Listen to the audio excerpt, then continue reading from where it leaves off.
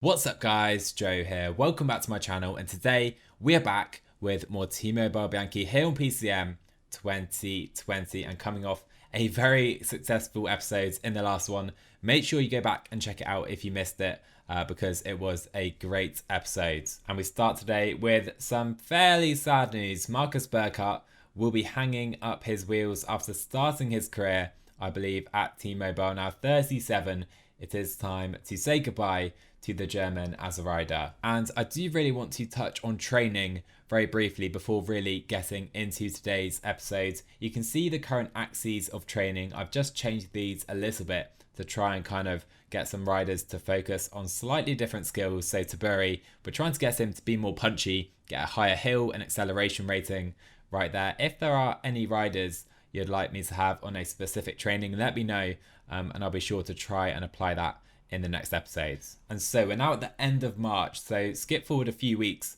since the last one, and we have covered the French and Belgian races off camera, so let's catch up with them quickly before taking a look at today's races. So we had a fairly good set of races with Jonas Rutsch coming second in the first one there in Belgium, only beaten by Ahmed again. He was a far better sprinter and did show it in the final. Moving on, we faced Nassir Bouhanni, and if you've been concentrating at all in the save, Nassir Bouhanni is unstoppable. Even Rick Zabel couldn't beat him in France. And then we did have another race in Belgium where Brian Coquard did beat Rick Zabel. I tried a different tactic, dropping Zabel, I think, through Coquard's wheel. Didn't quite pay off, him coming in 6th. So looking at today's episode, we do have Driedaagse Brugge-de-Panne, a very interesting race in Belgium to get us underway. Not sure if we'll play these two French races. And then we're into April, where we do have Dwaars door Vlaanderen, really the mini build-up race to the Ronde van Vlaanderen right there. And we also have Scheldeprijs, which I think we're going to play as well. Really a sprinter's classic right there. And then in the next episodes, we will have Paris-Roubaix. Cannot wait for that one. Soon it will be coming up. But yeah, you can probably tell I'm trying to not play every race on camera anymore like I used to. So we can maybe get through the seasons a little quicker.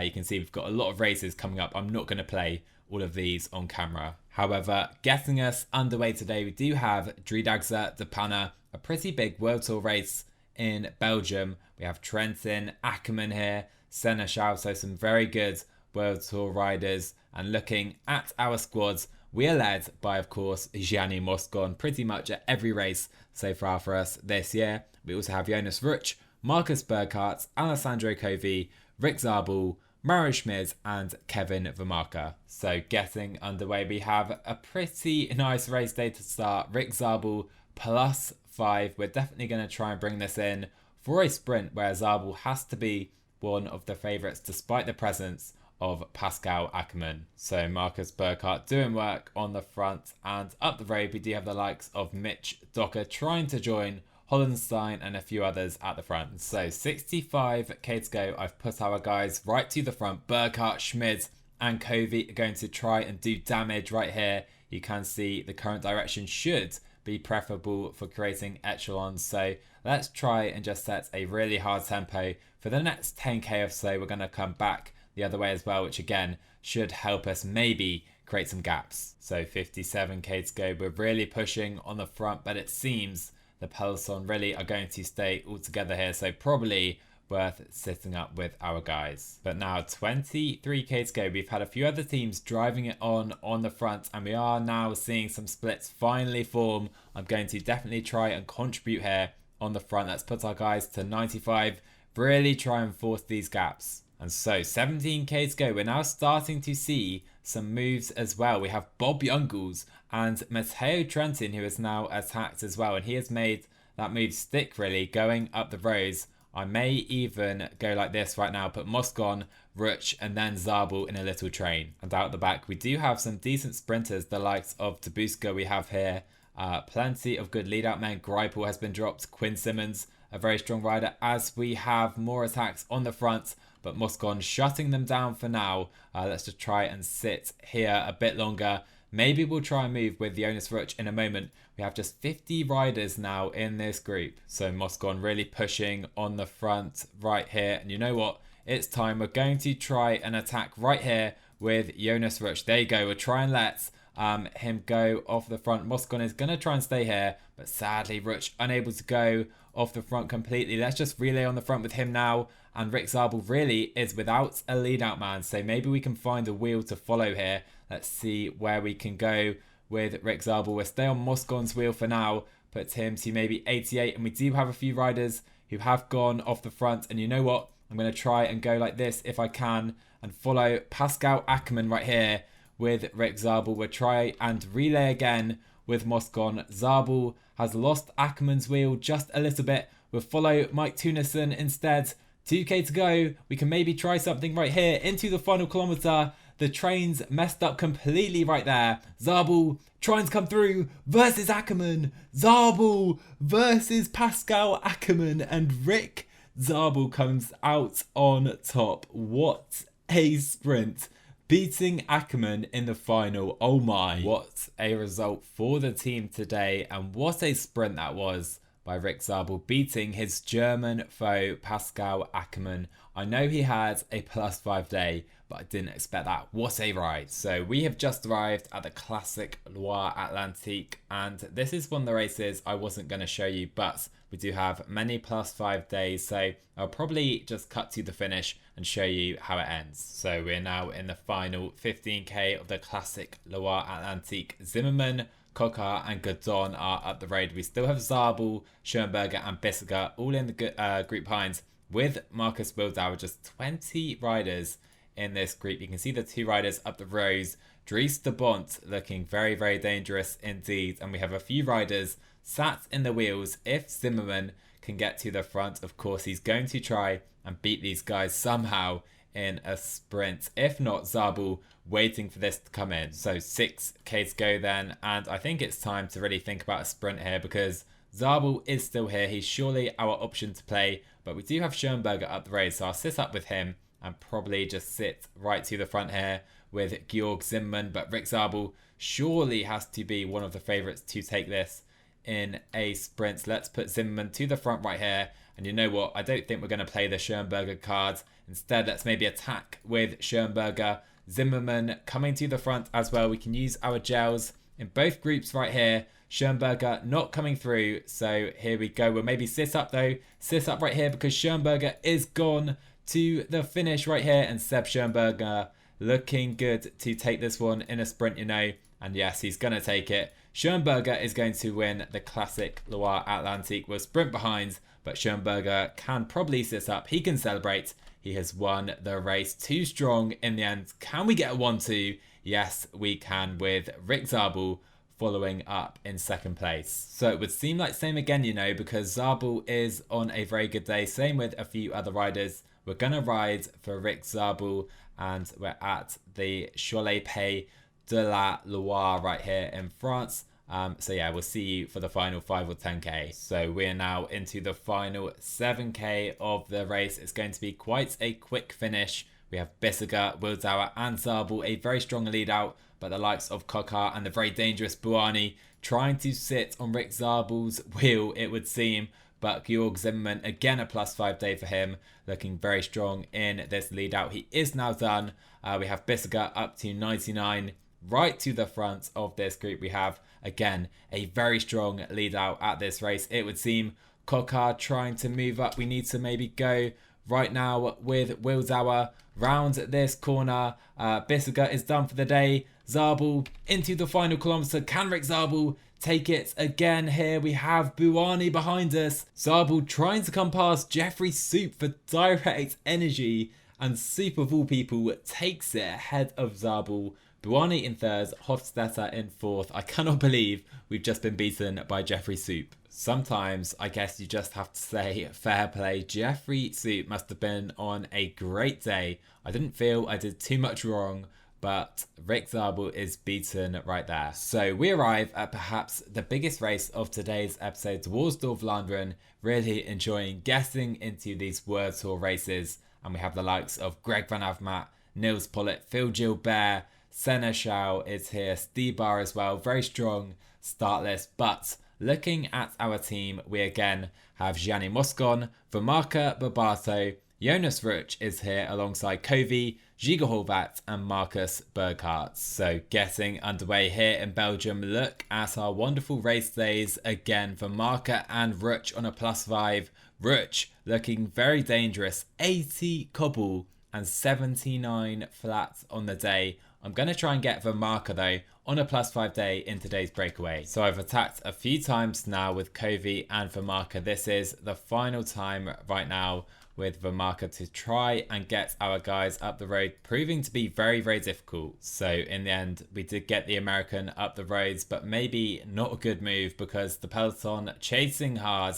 They're 2 minutes down on the guys at the front, and Vermarker has used so much energy just trying to get in this group. So we're into the final 55k. This has been way too easy a race so far. Vermarker still up the roads, but only just. I'm going to put some guys to the front of this group to try and make it a really difficult race, whilst putting the rest of our guys to the front of the peloton, because we need this to be difficult for Jonas Rutsch. So Davide Barbato is doing wonders right here. Vermarker still up the road, but he's not going to relay anymore or cooperate at all in that group, because we have just 40 riders in the group behind, and plenty of these guys are really struggling now too. Barbato has done a wonderful turn on the front, and we have a few more difficulties to hopefully drop a few more of the stronger riders. Here we go then, we're on to the final real climb today, and we're getting blocked off horribly right here in this group. Oh my words. Oh my word, can you believe it? That was just disgusting stuff, really. We have Covey in the front, but we need to get these guys right back to the front. We have Stibar here as well. Let's see if he'll get us back in, but Covey is not going to win this race, so we need to get back into this group ASAP. And luckily, we have a very strong rider in Zdenek Stibar who is willing to work on the front to bring us back in. Covey is now on the front of this group. Moscon can use his gel as we're coming now into the final cobbled sector, I believe. Covey is done for the day. Moscon can go up to 99, try and make it as difficult as possible. And I may try something right now with Jonas Rutsch off the end of this cobbled sector. Can we try and create a gap with a few riders? And we are slightly off the front, but looking very difficult for him right here as Dries de Bonk cruises up to our wheel. Let's just sit in this group again. I believe it may be worth working for Moscon now, the better sprinter of the two riders. So I'll sit in for now. We have 4 quick-step riders at least in this group, including Alvaro Hodge. Somehow he is still here as Greg Van Avermaet on the attack. Can we maybe follow with at least one of our riders? Not for now, sadly for us, as the Bont off the front again. Not for long though, I imagine. So here we go, one more chance to attack. Can we maybe try and follow that this time with Gianni Moscon? Rutsch has been dropped to the group behind. In fact, he's going to try and get back on here with that group up the road. Moscon is not going to pull a turn in this group. Can we get Rutsch there as well? We have De Bont, Gilbert, Van Avermaet, Moscon and Nils Pollitt at the front. And Moscon can just sit on the wheels in that group as Rutsch trying to get on. Everyone else is done. So it seems these 6 riders, or maybe 5 riders, as Rutsch is done, he's not going to get in, are going to decide this race right here. So 6k to go. These guys for now are happy to work despite Moscon not pulling a single turn since this group has formed. Moscon not making himself any more popular, that is for sure. And I'm going to try and grab Greg Van Avermaet's wheel in a moment. As soon as he comes off right there, let's get on the Belgian's wheel again. I think he is the best sprinter in this group, so we're going to try and play that card, as it is just GVA and Phil Gilbert working on the front. Can Moscon spring a surprise right here? 2.5k to go. Gilbert looking very strong. He's going to open it up early on the front, which could suit us, you know. Gilbert going very early. GVA is going to come off his wheel right now. So is Moscon. Can we come past Greg Van Avermaet on the left-hand side? GVA is going to take it though. Going to hold on through the corners. And Moscon is going to just miss out on a podium, finishing in 4th position. So really fun race in Belgium. Quickstep missed out on the move, surprisingly for them. Surprised Bob Youngles didn't jump across that gap. But Moscon wasn't the strongest sprinter, and it did show in the end. So following Dwaars door Vlaanderen, we do have some bad news, because Davide Barbato is injured and he has fractured his hip. He is going to be out for a long time, that is for sure. End of May, I'm sure it's going to be a little bit longer. So today we have the Gran Premio Miguel Indurain in Spain, a fun hilly classic. We're definitely going to play this race, and we have the likes of Youngles, Sanchez, Bagioli, the favourites as well. But looking at our squads, we are led by Giovanni Aliotti, we have Taburi, Fabro, Schoenberger, Pello, Zimmerman and Vermarker to help him out. So it's a very bad start for us because Aliotti has fallen right here. We do have some other very good riders in this group. Their teams are waiting up completely, as you see. Hopefully he can get back in. I'm going to drop Pello and Taburi as well. Just not the start we wanted at all right there. Hopefully Aliotti can get back in. But my oh my, these guys struggling to get Aliotti and their leaders back in. Look at the tempo in the peloton. One long line right there. You hardly ever see that in PCM because these teams want to keep those riders behind. So there you go. Aliotti has just got back in. We have 100 riders still in this group, but everyone has absolutely had it. They are so tired due to that tempo. So Bob Youngles is the next rider to go down. I think we had a few other good riders go down again, which does mean we have Bagioli behind. Did they drop Bagioli to help out Youngles? Can't believe that. But that just means we're seeing an even higher tempo right now and 41 riders at the front. What is going on at this race? So Davinen setting a massive tempo. 28 riders are here, but look at everyone. Look at how tired every single rider pretty much is right now in this group, apart from Matteo Fabro, who is looking pretty good. And we could even try and up the tempo right now with Fabro and look to drop almost everyone and make it a very select race early on. So we're still on this climb. Zimmerman, Aliotti are gone along with these guys as well. We have Sanchez gone, Davinens, Tratnik. 14 riders now at the front, and Fabro, like I say, looking good. Okay, 40k to go. We're just coming to this very steep climb right here. I'm going to try it now with Fabro. Let's try a little move off the front with the Italian. Try and make this a super select race, and that is exactly what we are doing right here. Let's go at 80. We have Antonez, Sprengers, Youngles, Cabedo, Sanchez is done. So 5 riders right at the front right here. So cresting that climb, those 5 riders do have 90 seconds back to the group behind, looking like that could be the race winning move. The Vini Zabu riders trying to work in the group behind together with Jorgensen and the like as well, but let's try and conserve energy. Our final bit of energy now into the final 5k of this race. The final climb is so difficult, so even if we get caught right now, we need to just try and conserve a little bit more energy if that's possible with Fabro. We are one of the better punchers, I believe, in this group, but everyone here is very strong. So here we go, onto the final 2k, very steep straight away. I think it will be decided by this group at the front. I'm just going to try and set a steady tempo. We don't have the sprint or acceleration with Fabro, but we have a very good hill stat, so let's try and go like this, just to the top if we can. If anyone tries to come around Fabro, I will then try and take their wheel. 1k to go for Fabro now at the front. We'll go to 90. Youngles is done. He can't hold the wheel. Let's go to 99 with Fabro. Cabedo, Antonez trying to come through. Cabedo coming through, but Matteo Fabro is going to win the race. What a ride by Fabro. Look at that final climb, and he takes it in the end. So we've been in some pretty good form as of late. Hopefully it can continue into the final race of the episode. And that final race is Scheldeprijs. We have a very strong start list with Stuyven, Trenton, Degenkolb,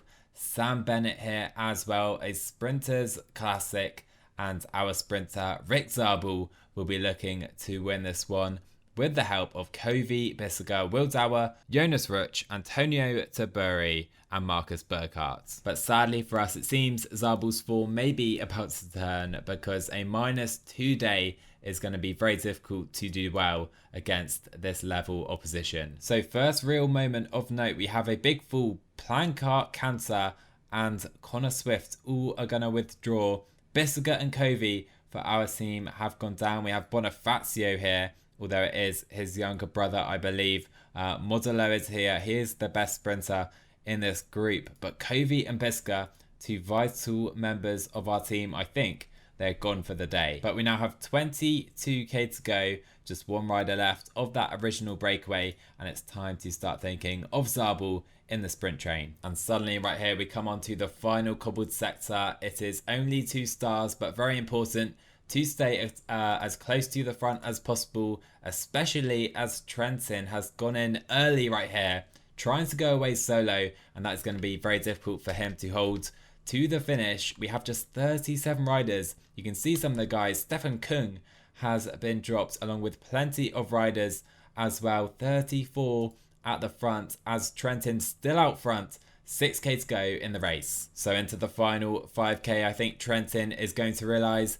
he played the wrong tactic today, because Ruch is closing him down very quickly. A very good flat rider, not to be though for him today. Maybe I can try and play this differently by putting Zabel on Michael Matthews' wheel or something like that. Seemingly not able to. We're going to have to try and lead this out from the front with Jonas Ruch, Will Zauer as well, and Rick Zabel can prepare into the final kilometre right here. Try and finish it off. I don't think we're going to do it. And Sam Bennett, surely too strong, but coming late is Degenkolb taking the win ahead of Michael Matthews, and sadly for Zabel, only P10 today. So definitely not the ending to today's episode we were looking for, with Zabel not really showing himself in the Sprinters Classic, but Degenkolb winning ahead of Matthews. But before finishing this one, let's take a look at the standings, and Moscon is first in the Super Prestige standings. My oh my, ahead of Buani, Van der Poel, Venepool, of course, some very good riders, and Moscon atop the lot. In terms of victories, Nasser Buani, 16 victories in April. What has he been riding? Oh my, look at this man. He is unbeatable. Absolutely unbeatable in this save. And in terms of team standings, we are second in Super Prestige. If that isn't a great start to the season, I don't know what is. But again, guys, I hope you enjoyed this one. Drop a like on the video if you did. I'll see you guys in the next one.